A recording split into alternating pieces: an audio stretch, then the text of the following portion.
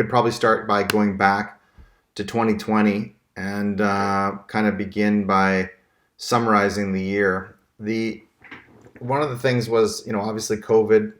There was a lot of changes. I know we did a couple videos on it, but maybe you could just summarize some of the things that disrupted because of COVID and sort of the changes you made and where we're at now with that. Okay. 2020 started out, we had just huge high hopes for the year, and everything was trending great. And then, of course, the whole COVID pandemic really hit. And, initially our worries were, are we going to have to shut our doors? How is this going to affect not only us, but, our crew and everything else? And it ended up being, obviously, cannabis was considered, can't even think of the word. Essential? Yeah, there you go. Cannabis was considered essential, and thank goodness for that. And because of that, we were able to keep our doors open, so we're still planning ahead. Now, obviously, we had a big project to start the beginning of the year out, and that was adding our new room, which gives us an additional 50 lights, which over six and a half harvests throughout a year gives us an additional 730 pounds, give or take, throughout the year. So we were looking forward to that, but because of COVID restrictions, they shut down any sort of construction whatsoever for quite a while. Once we finally got the green light, once they opened up the construction, right on, all hands on deck. We're a couple months behind schedule, no big deal. Well, the construction guys can come in here, but then you got inspections, and then you also have the LCB you have to deal with. So inspectors working for city or county or state, they had their own set of rules they had to follow. They could only do so many jobs a day. They could only see so many people. They had to take a furlough once a week. And same with the LCB. So a job we were hoping to have finished and completed by end of March, beginning of April, didn't actually finish until September. With that being said, we lost that potential income, but our first harvest comes out of the new room, and we pulled that down in November, which means we were able to start selling that at the end of November, beginning of December. So, immediately we see that, 2.5 or 2.25 pounds per light, which is pretty good. We're thinking that it'll eventually be at 3, but it was the first run in a new room. We had some kinks to work out. We pulled down the second run. We ended up going with smaller plants just because lack of veg space, and still were able to hit over 2 pounds a light. So we just reloaded the room again, and now we're at the point where everything in there is huge, and we're gonna do a lot better when it comes to the next harvest, which will come down here in about a month and a half. But as far as COVID goes, really the main restrictions on us was supply and demand. There was a huge demand, and we didn't have the supply to hit it. So we were looking at other options out there as far as wholesaling out other people's products, trying to get growers to grow for us and everything like that. Again, the problem is wholesale prices shot through the roof because there was a lot of other folks out there just like us saying, hey, we need to grow, we need to expand, we can't grow it as quick as we can. So by the end of the year, stuff pretty much started leveling out. Everyone who was making their changes pretty much had their changes made by the end of the year. One thing last year that had nothing to do with COVID, but definitely affected the Washington market was the outdoor harvest. If you remember back in 2019, outdoor was affected horribly by early freezes and fires and stuff like that. So really small small supply for that lower end price tier. We're talking when you go in and you buy like a $3 pre-roll or a $5 gram or something like that, you don't normally see. So that all came away in the year 2020, that lower price mark did, right? So you started seeing people raising their prices across the board. I was reading a couple articles here within the past month that people are now trained to go buy the higher quality product because I can save a bunch of money. I can walk in there with $5 and I can get an ounce from the store for $50. But then they start realizing if I pay more money, I get better quality. The product lasts longer, and overall I'm better off. So in October of last year, Croptober started coming with all the outdoor harvest coming down, and these people are starting to flood the market again. But the buyer trends are the same. The buyers are, they realize now, well, if I want good product, I need to pay a little bit of a higher price on that. And it's staying that way so far, which is fantastic. So to wrap everything up, COVID didn't affect us negatively in the aspect of sales. We had a great year, 26% increase from the prior year, so which is great. But it did affect us in the ability just to get stuff done. outside influences, construction, stuff like that. But one thing about cannabis is it's kind of proven that it's recession proof, and no matter what people are doing, they're taking it with them. Some very good trends, some very good opportunities in the future. Dealing with last year was something that none of us have ever had to deal with before, so it was kind of everybody figuring out their own thing. Demand is still high for Sugarleaf specifically, but for cannabis in general, and the whole industry is just really moving forward well. So a long answer to a short question, but I think I about covered it all. So. Yeah, and I was just going to summarize then essentially the benefit, and you correct me if I'm wrong, the benefit of now having this expansion also is that you're using most of the space in the building. So it's a better use of space. And then also a byproduct of that is you're now getting more product that can go into Sugarleaf branded jars, essentially. Yeah, 100%. And the big thing about that too is wholesaling is an option, right? But we have not to pat ourselves on the back, but we have what we consider a top shelf brand, right? We grow really good product. If we ever have something that doesn't meet our specifications, we don't even package it. We send it off to be blasted and have concentrates made out of it.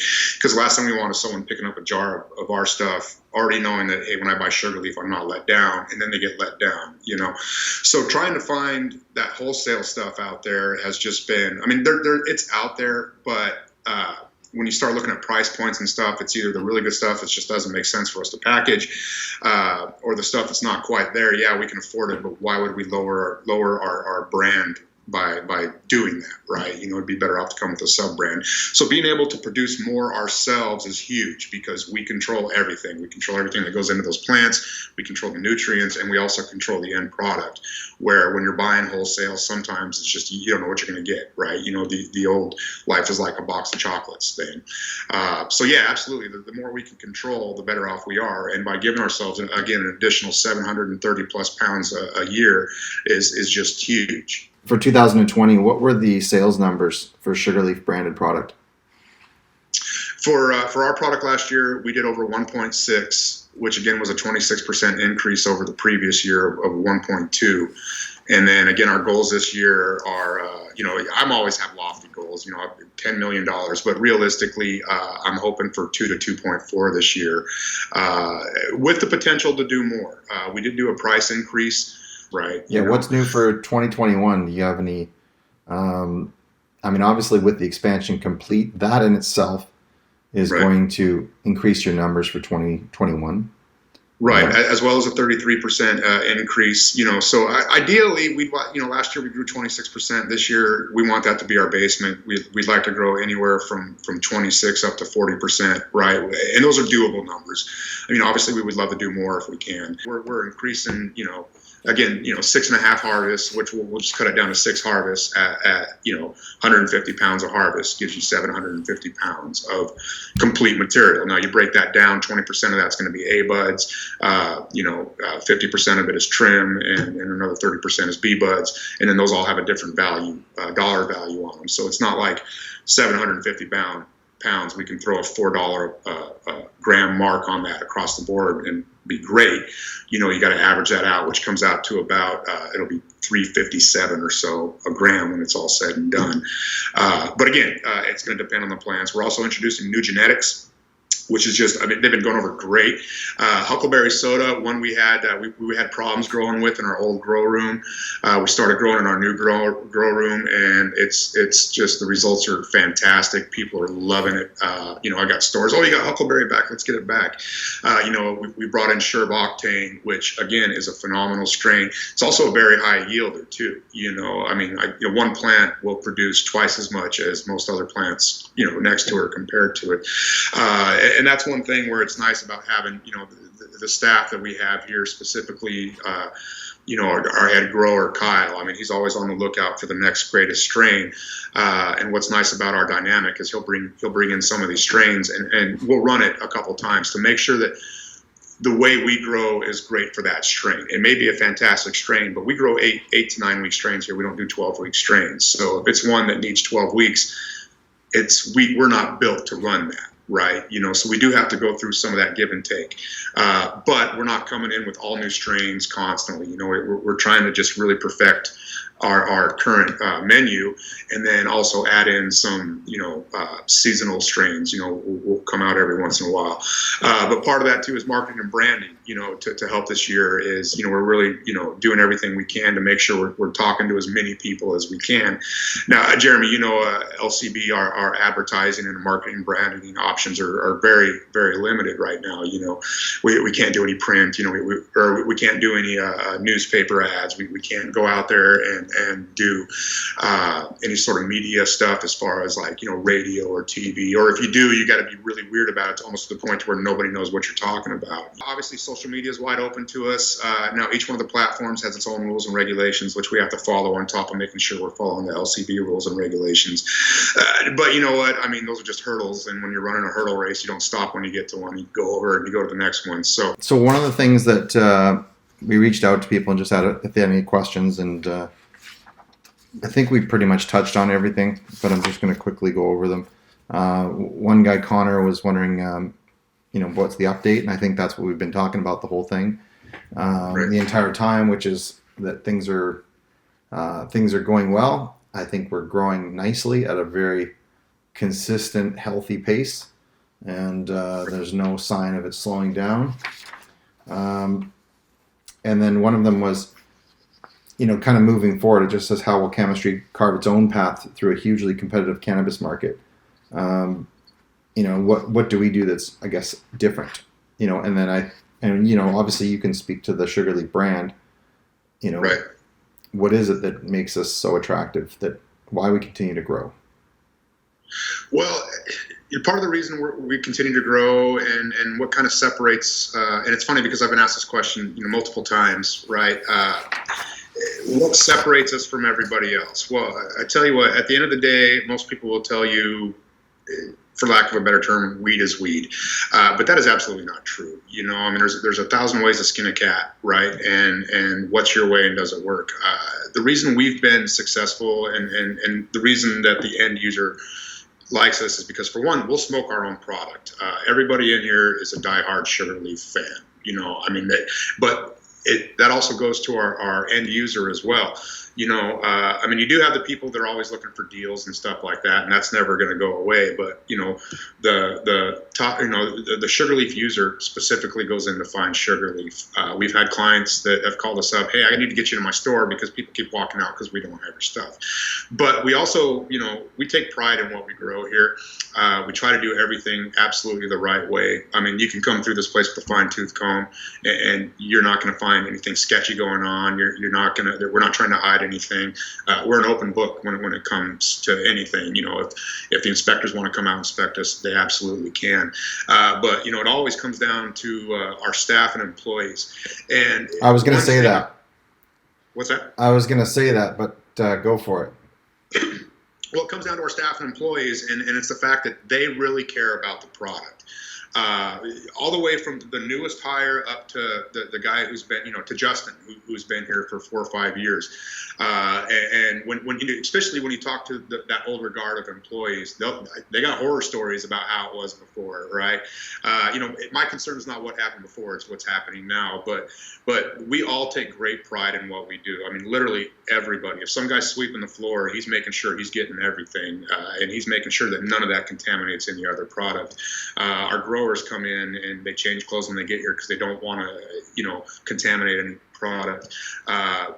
The trimmers and stuff. We quality control from seed to sale. We make sure a bad bud doesn't leave here. We go through and we make sure that the end user has nothing to complain about when they pick up our product. And, and so far so good.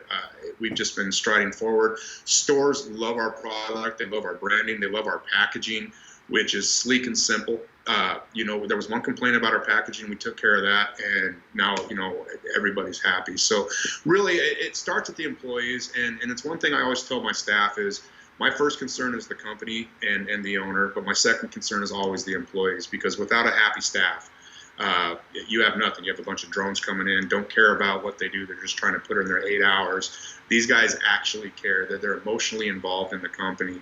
And we like to use the term family, not team. because team members are easily replaced. Number 34 gets knocked out, you put in 78. Well, family members, you don't replace family members, and there's two types of family you have: the one you're born into and the one you choose. And we've chosen our family here well. We all have our kinks and our idiosyncrasies, but together we make a great unit, and we all work well together. And we take pride in what we do, and it shows in the end product. Well said.